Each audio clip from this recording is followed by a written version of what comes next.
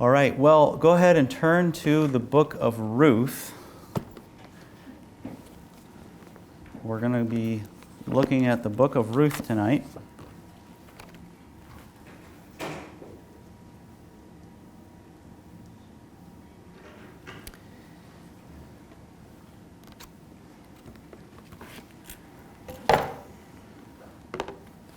You might also put a bookmark in Deuteronomy.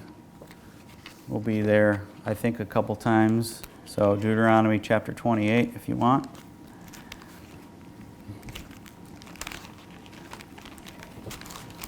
So I thought tonight we would just take a look at the Book of Ruth. It's kind of it's a nice story. I think it's an enjoyable story. If you've never read it before, certainly commend it to you. My intention is to basically go through the whole book. We'll see how time goes, but that's my intention. The Book of Ruth is a book about mercy and second chances, and it's about the love of God shown in three different people. So the setting is, if you were to look to the book before, the Book of Ruth is the Book of Judges. So the setting is that Israel is in this time of the Judges. The time of the Judges, I think, is 450 years, somewhere around there, after Joshua brings them into the land of Israel. And Israel oscillates back and forth between obeying God and disobeying God, and being blessed by God and being cursed by God. And that's certainly true in the book of Judges.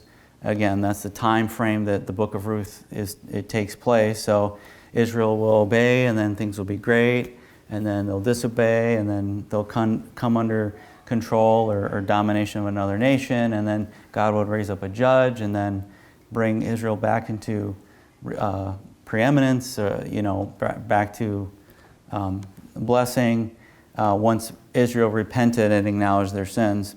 So this book, the Book of Ruth, that's the setting as far as in time, but it begins with a family being forced to move away from the land of Israel to find food. So, Ruth chapter 1, verse 1. Now it came to pass in the days when the judges ruled that there was a famine in the land, and a certain man of Bethlehem, Judah, went to sojourn in the country of Moab, he and his wife and his 2 sons. So there's a famine going on. Verse 2, and the name of the man was Elimelech, and the name of his wife Naomi, and the name of his 2 sons Mahlon and Chilion, Ephrathites of Bethlehem, Judah, and they came into the country of Moab and continued there. And Elimelech, Naomi's husband, died, and she was left, and her 2 sons. And they took them wives of the women of Moab. The name of the one was Orpah, and the name of the other Ruth, and they dwelled there about 10 years. So Naomi, she's the wife of the husband. Naomi's husband passes away, and at some point her 2 sons marry women from the land of Moab. Verse 5, and Mahlon and Chilion died also, both of them, and the woman was left of her 2 sons and her husband. Then she arose with her daughters-in-law, that she might return from the country of Moab, for she had heard in the country of Moab how that the Lord had visited his people in giving them bread. So her husband has died, her sons have died, and it's just her and her 2 daughters-in-law. And there's a decision now to move back to Israel because this famine is apparently over at this time. And I don't know why the men died. Perhaps there was some sort of contention with the Moabites, but that's just speculation. I don't really know. If you look back at the book of Judges, there was war between Israel and the land and Moab at different times. One thing we can know, however, why was there famine in the land in the first place? Well, it says that the Lord gave them bread in verse 6. And so he certainly took it away in the first place. So, like I said, hold your place here and turn to Deuteronomy 28. And God lays out his blessings and cursings. Deuteronomy chapter 28, verse 1, and it shall come to pass, if thou shalt hearken diligently unto the voice of the Lord thy God, to observe and to do all his commandments, which I command thee this day, that the Lord thy God will set thee on high above all nations of the earth. And all these blessings shall come on thee and overtake thee, if thou shalt hearken unto the voice of the Lord thy God. Blessed shalt thou be in the city, and blessed shalt thou be in the field. So if you're blessed in the field, that means that your crops are going to do good, you're going to get rain, you're going to get sunshine, and it's going to grow, and you're going to have bread, right? You're not going to have famine. So again, go ahead and put a bookmark there again, and we'll hold on to that. We'll come back to Ruth. I'm sorry. I wanted to look at verse 14. Look at verse 14 in Deuteronomy 28. And thou shalt not go aside from any of the words which I command thee this day, to the right hand or to the left, to go after other gods to serve them. But it shall come to pass, if thou wilt not hearken unto the voice of the Lord thy God, to observe to do all his commandments and his statutes which I command thee this day, that all these curses shall come upon thee and overtake thee. Cursed shalt thou be in the city, and cursed shalt thou be in the field. Cursed shall be thy basket and thy store. So again, nowadays, if you don't have food, it's superstitious to say, well, God did this to me or whatever. But Israel had a covenant with God, an agreement, so that if they did obey him, that he would bless them. If they disobeyed, he would curse them. So let's come back to Ruth again. So let's pick up in verse 7. Wherefore she went forth out of the place where she was, and her two daughters-in-law with her, and they went on the way to return unto the land of Judah. And Naomi said unto her two daughters-in-law, Go, return each to her mother's house. The Lord deal kindly with you, as ye have dealt with the dead and with me. The Lord grant you that ye may find rest, each of you, in the house of her husband. Then she kissed them, and they lifted up their voice and wept. So the daughters are continuing to come with her, at least it seems like to a point, but she wants the best for them. So she says, well, go back and live with your family that you grew up with. But they say that they're going to come to Israel with her. Verse 10, and they said unto her, Surely we will return with thee unto thy people. And Naomi said, Turn again, my daughters, why will ye go with me? Are there yet any more sons in my womb, that they may be your husbands? Turn again, my daughters, go your way, for I am too old to have an husband. If I should say I have hope, if I should have an husband also tonight, and should also bear sons, would ye tarry for them till they were grown? Would ye stay for them from having husbands? Nay, my daughters, for it grieveth me much for your sakes, that the hand of the Lord is gone out against me. And they lifted up their voice and wept again, and Orpah kissed her mother-in-law, but Ruth clave unto her. And she said, Behold, thy sister-in-law is gone back unto her people and unto her gods. Return thou after thy sister-in-law. So one of them decides to stay back in the land of Moab, but Ruth decides that she's going to come with Naomi. Now, what I find kind of surprising is that Naomi says that Ruth should stay with her sister-in-law, implying that it's okay to worship the gods of the Moabites. She says, your sister's going to go back to her family and to her gods. Go back with her. That's kind of a strange thing to say. It seems like maybe it might indicate some of the spiritual condition of the family. The fact that they left in the first place, I mean, maybe they had to, but, how well were they rooted in understanding the word? I mean, I don't think these men their husbands were Jews. I don't think they're allowed to marry a Moabitess. I mean, the Moabites were off limits in a big way, So it's interesting though. It's just like, I've got my God, I've got the Lord, you've got your God. We see a lot of that today, right? So a little bit of a disconcerting statement, but it comes out of a place of love. She wants the best for her daughters-in-law, so it's a sweet sentiment in that sense. Verse 16, and Ruth said, entreat me not to leave thee, or to return from following after thee, for whither thou goest, I will go, and where thou lodgest, I will lodge. Thy people shall be my people, and thy God, my God. Where thou diest, will I die, and there will I be buried. The Lord do so to me, and more also, if aught but death part thee and me.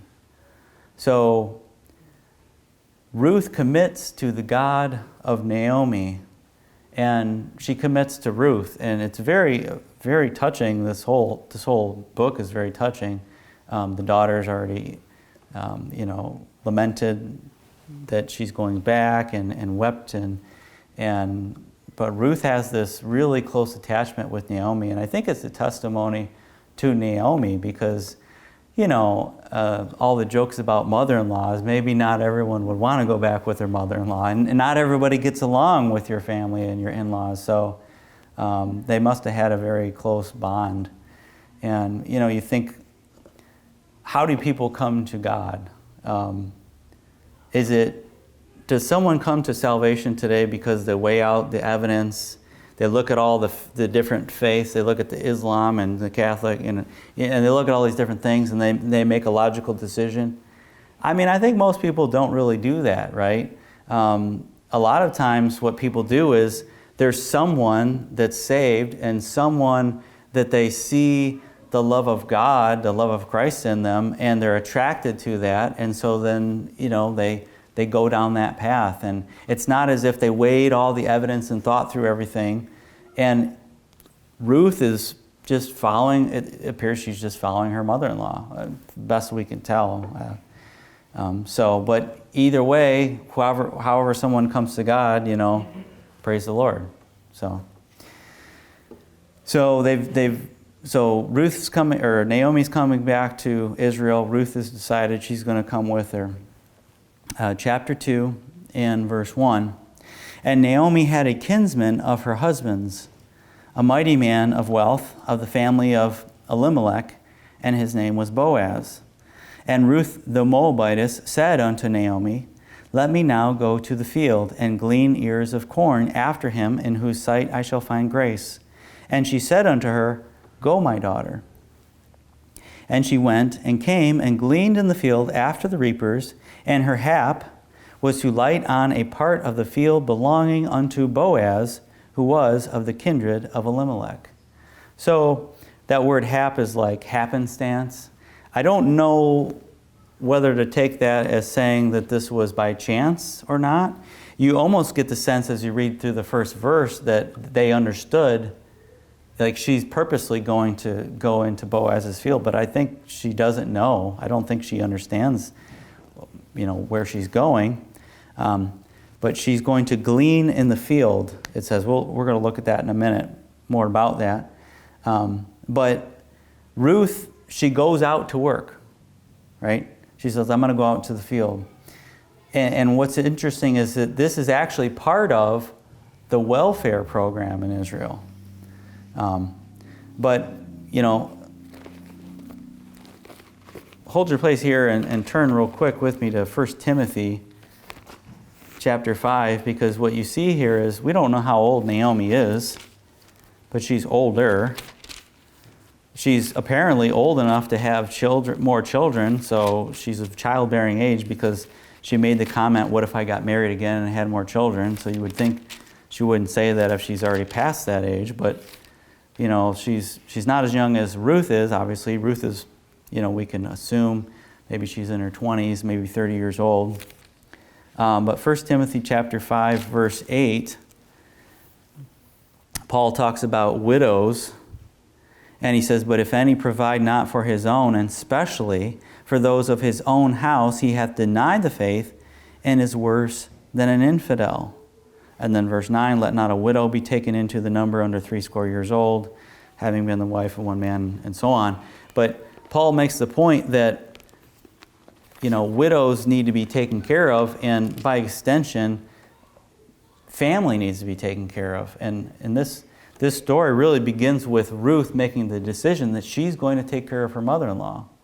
And it seems like maybe that's part of, if not the primary reason, that she's decided to come back with her to Israel, because, who knows what Naomi's going to find when she comes back to her old home. So let's pick up again in chapter 2 and verse 4. And behold, Boaz came from Bethlehem, and said unto the reapers, the Lord be with you. And they answered him, the Lord bless thee. Then said Boaz unto his servant that was set over the reapers, whose damsel is this? And the servant that was set over the reapers answered and said, it is the Moabitish damsel that came back with Naomi out of the country of Moab. And she said, I pray you, let me glean and gather after the reapers among the sheaves. So she came and hath continued even from the morning until now, that she tarried a little in the house. So you get the idea this is sort of like a small farming community. I think, I'm not sure, but it says that they were, in the beginning of the book, they were Bethlehem, Judah. I think this might be Bethlehem, and Bethlehem is known as a small town, like whatever comes out of Bethlehem. So, Naomi comes back, she's got her daughter-in-law, word gets around what's going on. He says it, this is that Moabitish damsel. But Boaz, he takes note of this new woman who has been working all day to feed herself and Naomi. Verse 8. Then said Boaz unto Ruth, hearest thou not, my daughter? Go not to glean in another field, neither go from hence, but abide here fast by my maidens. Let thine eyes be on the field that they do reap, and go not after them. Have I not charged the young men that they shall not touch thee? And when thou art athirst, go unto the vessels, and drink of that which the young men have drawn. Then she fell on her face, and bowed herself to the ground, and said unto him, Why have I found grace in thine eyes, that thou shouldest take knowledge of me, seeing I am a stranger?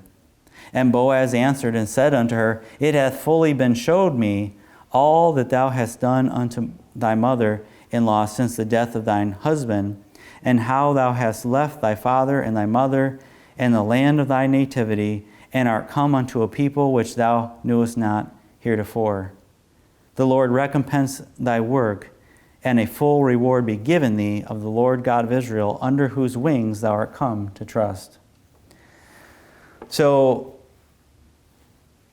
at a minimum here, you see there is a relationship of respect that begins to build between the two of them. Boaz is thankful that Ruth is being a good daughter-in-law to Naomi. And Boaz is actually being a great ambassador for Israel. He doesn't have to be kind to this woman from another nation, but instead he's welcoming her, to fully embrace the God of Israel. And what's also happening is he already started, he knows some of the story. Maybe he knew some of the backstory before he met her. That's possible too. But anyhow, hold your place here. Let's turn back to Leviticus 23, because I just want you to see some verses that talk about the character of God and how Boaz is displaying that. Leviticus 23 and verse 22.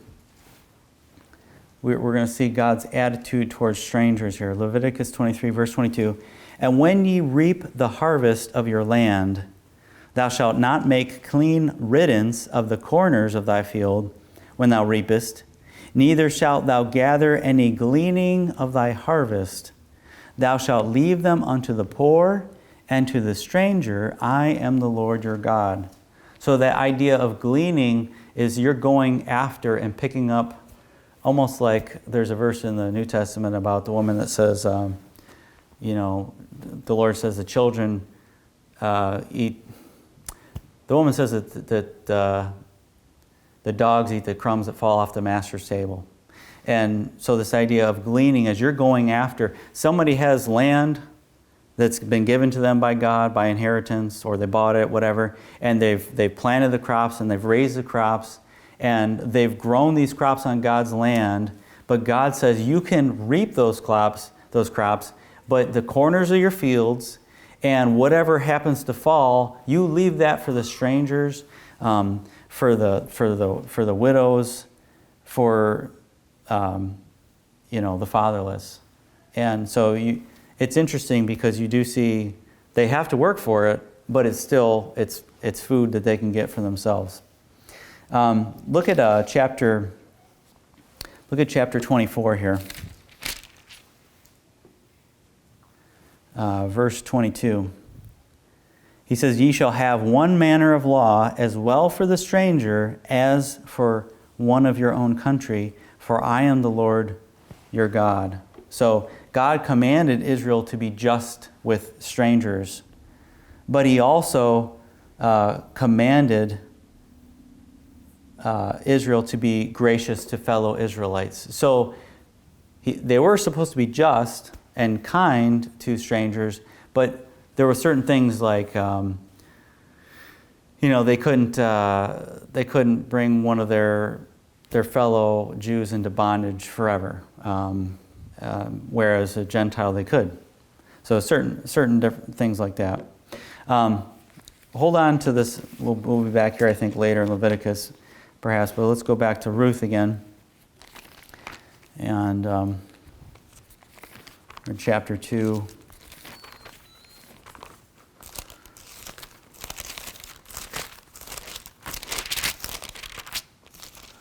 Chapter 2 and verse 13.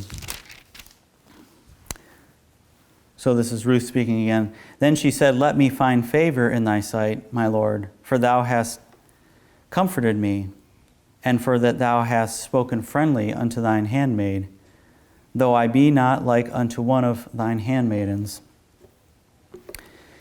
And Boaz said unto her, At mealtime come thou hither, and eat of the bread, and dip thy morsel in the vinegar.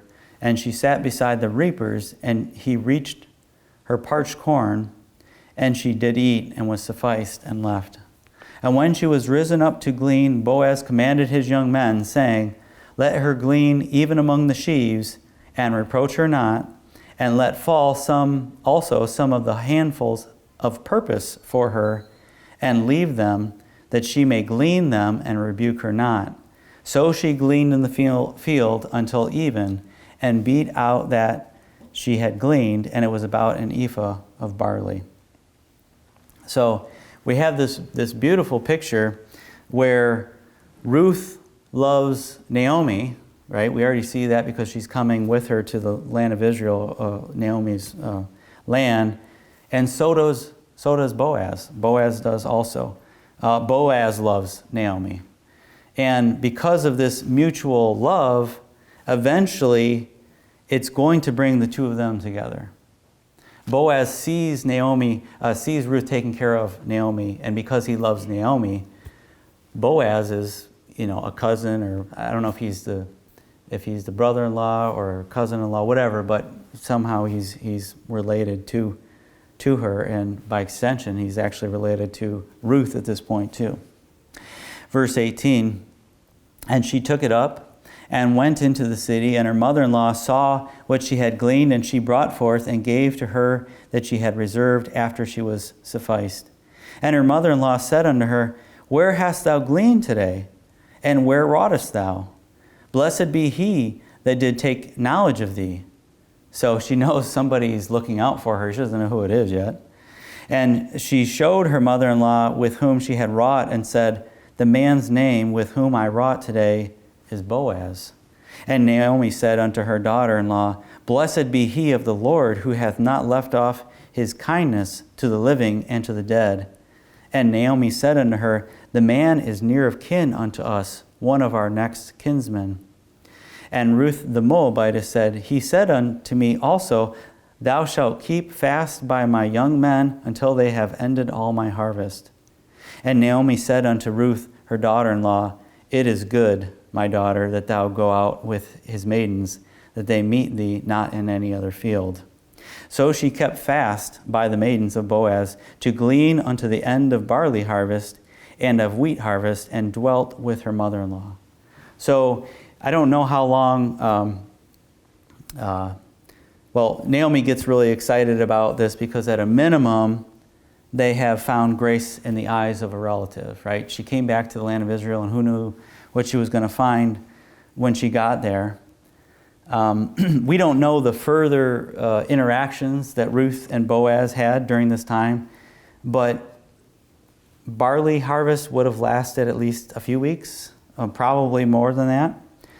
And so they have at least some amount of time where maybe they can get to know each other, perhaps. We don't really know. But Naomi is going to try to help Ruth to pursue Boaz.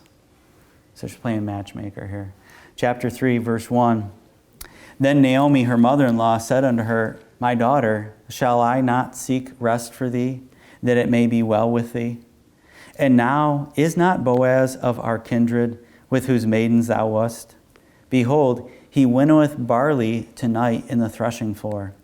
Wash thyself, therefore, and anoint thee, and put thy raiment upon thee, and get thee down to the floor, but make not thyself known unto the man, until he shall have done eating and drinking.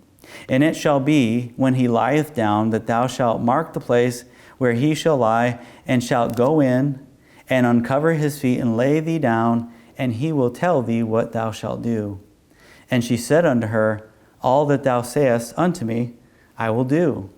And she went down unto the floor, and did according to all that her mother-in-law bade her. And when Boaz had eaten and drunk, and his heart was merry, he went to lie down at the end of the heap of corn, and she came softly, and uncovered his feet, and laid her down.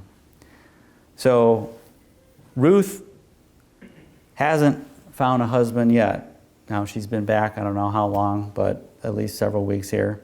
Naomi's playing matchmaker. Maybe not the best way to do it. Seems a little sketchy. I mean, in today's way of thinking, we probably would say that's not a wise way to go about things. Perhaps she even thought this was the best time since he had been processing barley for a while. And, one of the things that barley is used for is making beer. I don't know what, some other things, I think. But his heart would be merry from this fermented barley, perhaps.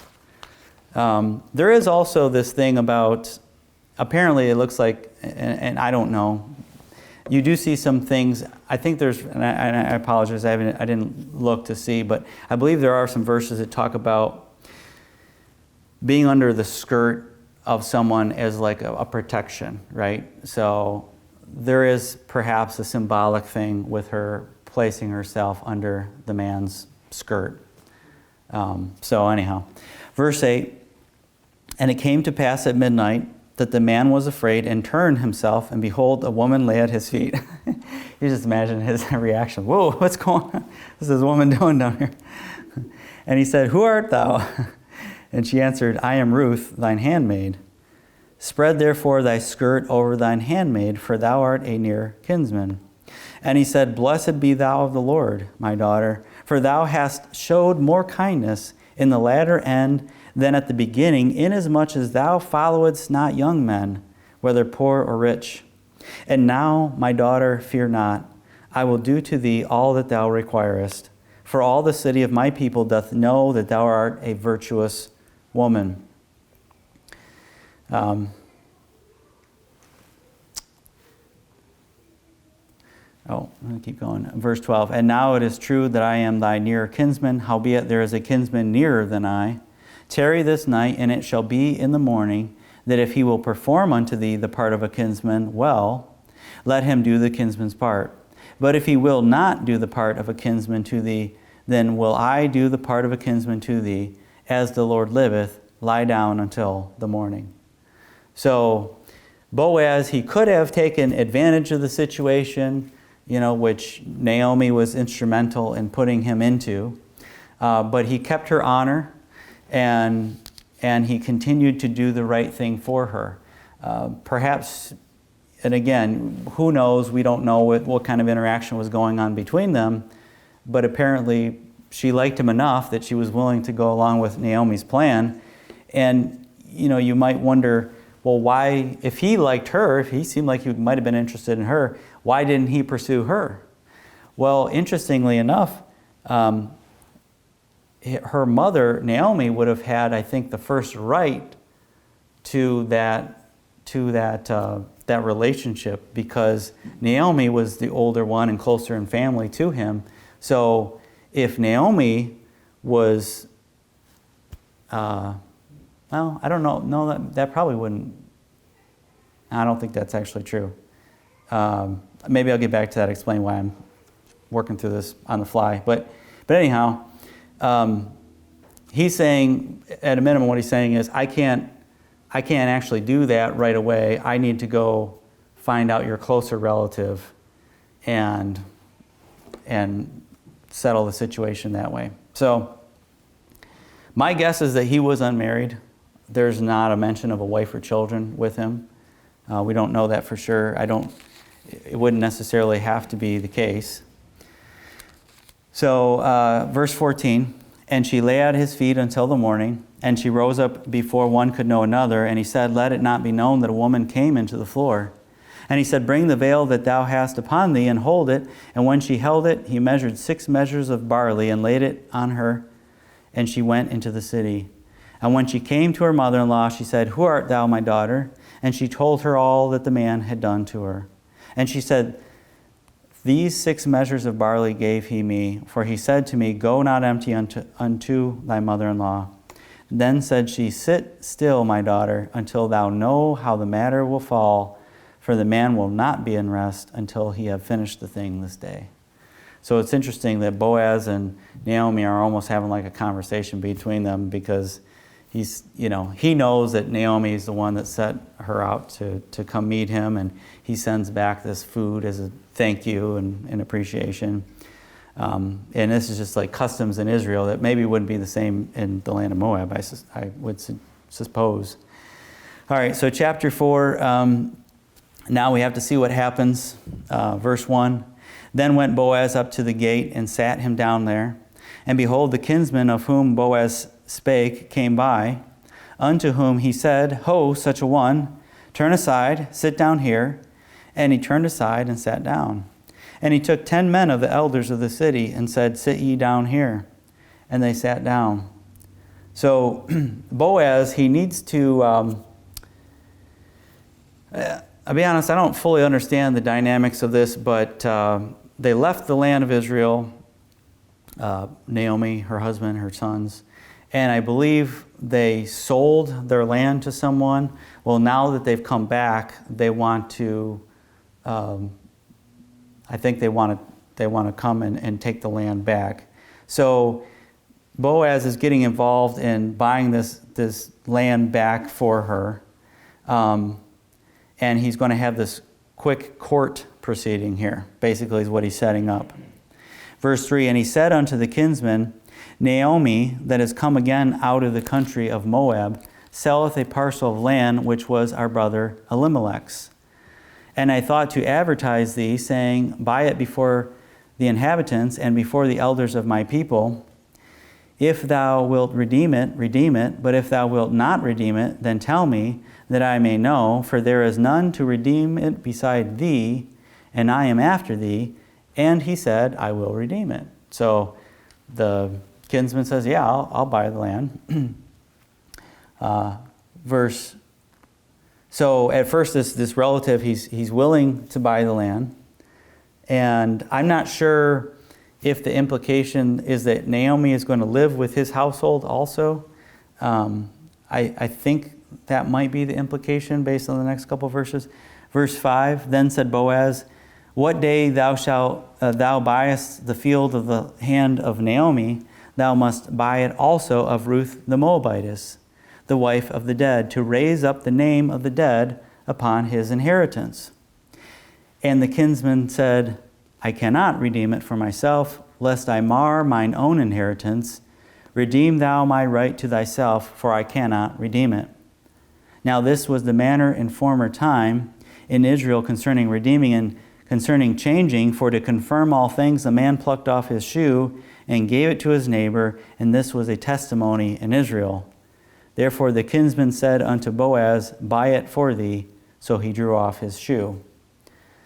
So once a relative realized that he was going to have to also support Ruth, along with the offspring that she might produce by him, then he changed his mind. So we're going to look at a law here in Deuteronomy in a second, but the kinsman was required by the law to raise up a child for Ruth, but Boaz was hoping to bail this guy out anyway. So he kind of has to set it up like, oh, do you want to redeem this land? And, oh, by the way, there's this, woman who was married and has no children, and you have to perform this duty. And he says, no, I don't want to do that, So the other thought, though, is he says he didn't want to mar his inheritance. Perhaps he was concerned about his reputation because, she's a Moabitess. And there's a verse that says that a Moabite can't enter into the congregation for 10 generations.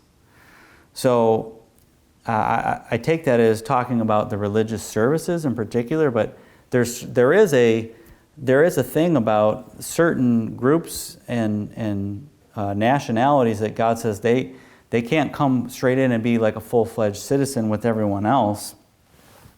But hold your place here and let's go back to Deuteronomy again, because this idea of raising up seed to your brother is kind of pretty unique. I don't know if any other nation had this thing, but Deuteronomy 25, verse 5.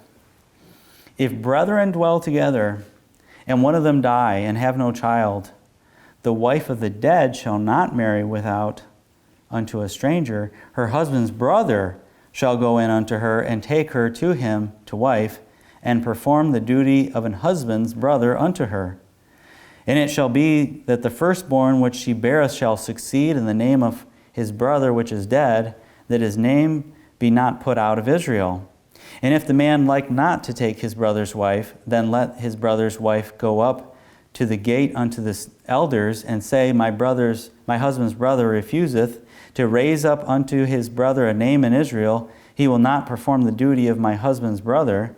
Then the elders of his city shall call him and speak unto him, and if he stand to it and say, I like not to take her, then shall his brother's wife come unto him in the presence of the elders, and loose his shoe from off his foot, and spit in his face, and shall answer and say, So shall it be done unto that man that will not build up his brother's house, and his name shall be called in Israel, the house of him that hath his shoe loosed. So it's a really unusual thing, the whole custom about taking the shoe off. It's an idea of talking about shame and disrespect, and the thing is like back in those days, maybe it's not so easy for a woman to go out and just get a job and be able to support herself in a small apartment or whatever, like maybe you could now. If a woman is widowed and she has no children to help support her, she might be in big trouble. She might have to live on this, live in total poverty. And so it appears that this is a way to try to make sure that the women of Israel will be taken care of. So that was sort of the backset of why Boaz went to this near kinsman, because he was the first one that would have this opportunity and responsibility. And when he passed, Boaz was happy about it. So back to the book of Ruth in chapter 4 and verse 9. And Boaz said unto the elders and unto all the people, Ye are witnesses this day that I have bought all that was Elimelech's, and all that was Chilion's and Mahlon's of the hand of Naomi. Moreover, Ruth the Moabitess, the wife of Mahlon, have I purchased to be my wife, to raise up the name of the dead upon his inheritance, that the name of the dead be not cut off from among his brethren. And from the gate of his place ye are witnesses this day. So the matter of the land is settled along with the opportunity to marry Ruth, verse 11. And all the people that were in the gate and the elders said, We are witnesses. The Lord make the woman that is come into thine house like Rachel and like Leah, which two did build the house of Israel, and do thou worthily in Ephrathah, and be famous in Bethlehem. And let thy house be like the house of Pharez, whom Tamar bare unto Judah, of the seed which the Lord shall give thee of this young woman. So Boaz took Ruth, and she was his wife. And when he went in unto her, the Lord gave her conception, and she bare a son. So happily ever after, Ruth is married to Boaz. It says here that the Lord gave her conception. Maybe he held conception, We don't know how long she was married to her previous husband. But again, this idea of national blessings and cursings, again, if we go back to Deuteronomy again, and just look at, chapter 28 again. We read the first 3 verses, but Deuteronomy chapter 28 and verse 4, it says, Blessed shall be the fruit of thy body, and the fruit of thy ground, and the fruit of thy cattle. So if you obey God, blessed will be the fruit of your body. And so, the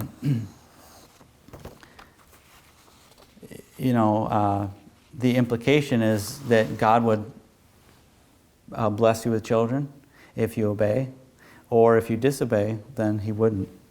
And so the Lord blessed her with conception. Let's go to the last section here, verse 14. And the women said unto Naomi, Blessed be the Lord, which hath not left thee this day without a kinsman, that his name may be famous in Israel.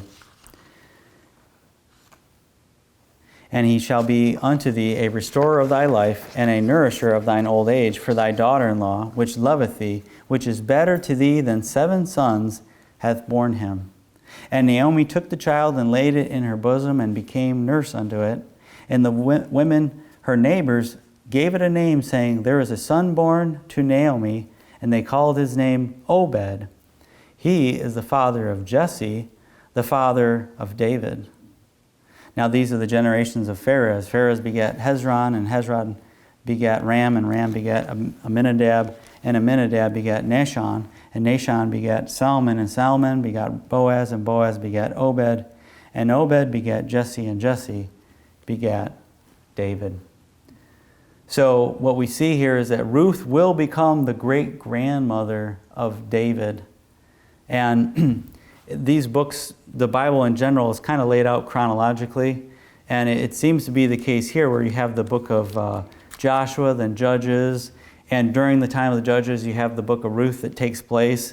And in the next book is 1 Samuel, and of course David becomes a king during that time. So perhaps this book of Ruth was written around this time, because the way it's written, it mentions the fact that David is in this lineage. And why is that important?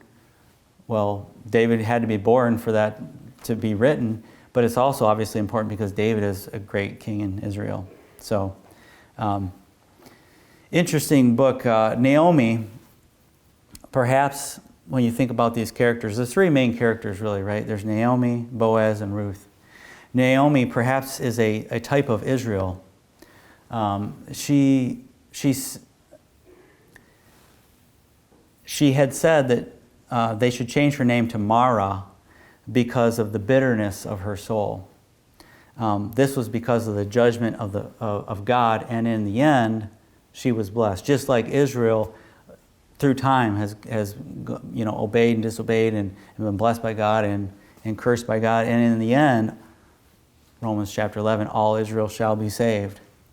Boaz, perhaps he's a type of Christ. He extends love to Naomi, since she is part of his extended family through marriage. And then Boaz extends love and grace to Ruth, even though she is of a Gentile pedigree. So in the end, God is going to save all Israel, and the Gentiles are going to be saved through Israel. And then, of course, Ruth, perhaps she's a type of the Gentiles that will be saved when God brings Israel back into the land in the future. Ruth is brought to Boaz just as the Gentiles shall be brought to God through Israel. Ruth is brought to Boaz through Naomi. So if Naomi is a type of Israel, then just as she did for her daughter-in-law, then Israel is going to bring the Gentiles to God. So, wonderful picture of love. I do think perhaps we see a picture of Israel through time, and just a really endearing story about love for each other, love for family, and good examples for us to think about in caring for each other. So let's close in prayer. God and Father, thank you for your word. Thank you for this book, this wonderful book showing love toward each other and love for family, love for strangers. Like I said in the beginning, a book about second chances in life, and something to aspire to perhaps in our lives. And we think about different situations and relationships and how we can care for each other and love each other. So we thank you for this time in your word. In Jesus' name, amen.